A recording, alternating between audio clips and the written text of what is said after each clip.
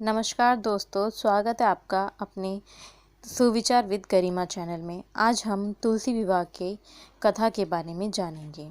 तुलसी विवाह कार्तिक मास में किया जाता है। एक बार शिव ने अपने तेज को समुद्र में फेंक दिया था। उससे एक महातेजस्वी बालक ने जन्म लिया। ये बालक आगे चलकर जलंधर के नाम से प्रक्रामिक दैत्य राजा बना। इसकी राजधानी का नाम जलंधर नगरी था। दैत्य राजा कालनेमी की कन्या वृंदा का विवाह जलंधर से हुआ। जलंधर महाराक्षस था। अपनी सत्ता के मद में चूर उसने माता लक्ष्मी को पाने की कामना से युद्ध किया, परंतु समुद्र से ही उत्पन्न होने के कारण माता लक्ष्मी ने उसे अपने भाई के रूप में स्वीकार किया। वहां से पराजित होकर वह देवी पार्वती को पाने की लालसा से कैलाश पर्वत पर गया। भगवान देव शिव का ही रूप धरकर माता पार्वती के समीप गया, परंतु माँ ने अपने योग बल से उसे तुरंत पहचान लिया तथा वहां से अंत ध्यान हो गई। देवी पार्वती ने क्रुद्ध होकर सारा वृत्तांत भगवान विष्णु को सुनाया। जलंधर की पत्नी वृंदा अत्यंत प्रतिव्रता स्त्री थी। उसी के प्रतिव्रता धर्म की शक्ति से जलंधर ना तो मारा जाता था और न ही पराजित होता था।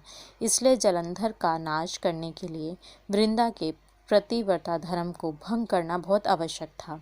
इसी कारण भगवान विष्णु ऋषि का वेश धारण कर वन में जा पहुँचे, जहाँ वृंदा अकेली भ्रमण कर रही थी। भगवान के साथ दो मायावी राक्षस भी थे, जिन्हें देखकर वृंदा भयभीत हो गई। ऋषि ने वृंदा के सामने पल में दोनों को भस्म कर दिया। उनकी शक्ति देखकर वृंदा ने कैलाश पर्वत पर महादेव के साथ युद्ध कर रहे अपने पति जलंधर के बारे में पूछा। ऋषि ने अपने माया जाल से दो वानर प्रकट किए। एक वानर के हाथ में जलंधर का सिर था तथा दूसरे के हाथ में धड़। अपने पति की ये दशा देखकर वृंदा मूर्छित होकर गिर पड़ी। होश में आने पर उन्होंने ऋषि रूपी भगवान से विनती की कि वह उनके पति को जीवित करें। भगवान ने अपनी माया से पुनः जलंधर का सिर धड़ से जोड़ दिया, परंतु स्वयं भी वह उसी शरीर में प्रवेश कर गए। वृंदा को इस छल का तनिक भी आभास न हुआ। जलंधर बने भगवान के साथ वृंदा प्रतिव्रता का व्यवहार करने लगी, जिससे उसका सतीत्व भंग हो गया। ऐसा होते ही वृंदा का पति जलंधर युद्ध में हार गया।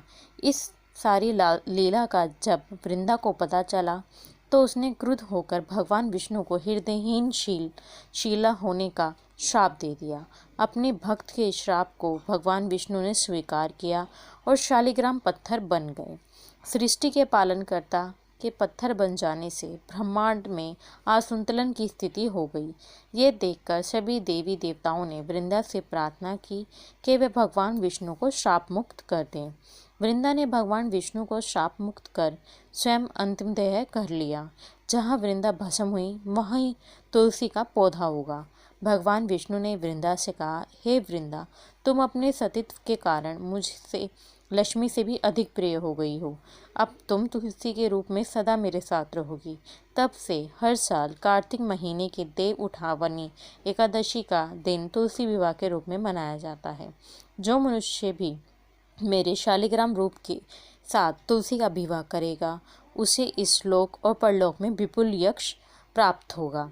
उसी दैत्य जलंधर की ये भूमि जलंधर नाम से विख्यात है। सती वृंदा का मंदिर मोहल्ला कोट काशी चंद में स्थित है। कहते हैं कि इस स्थान पर एक प्राचीन गुफा भी थी जो सीधी हरिद्वार तक जाती थी। सच्चे मन से 40 दिन तक सती वृंदा देवी के मंदिर में पूजा करने से सभी मनोरथ पूर्ण होते हैं। जिस घर में तुलसी होती है वहाँ यम के दूत भी असमय नहीं जा सकते। मृत्यु के समय जिसके प्राण मंजरी रहित तुलसी और गंगा जल मुख में रखकर निकाले जाते हैं, वह पापों से मुक्त होकर वैकुंठ धाम को प्राप्त होता है। जो मनुष्य तुलसी व आंवलाओं की छाँव में अपने पितरों का श्राद्ध करता है, उसके पितर मोक्ष को प्राप्त हो जाते हैं। धन्यवाद।